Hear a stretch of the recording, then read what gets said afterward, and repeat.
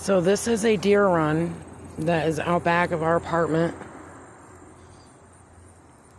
I seen one come through here, a young female,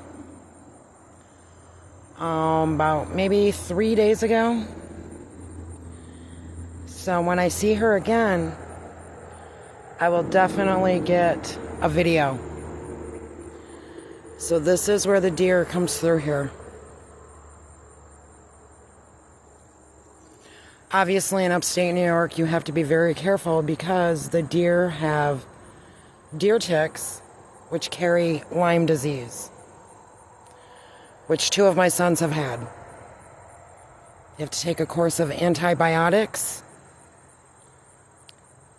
over a course of 3 weeks. Otherwise, it can be very serious. So if you're going to walk in the weeds, in the woods, you want to have all your skin covered, wear light clothes so you can see them. So next time I see her, I will get a video.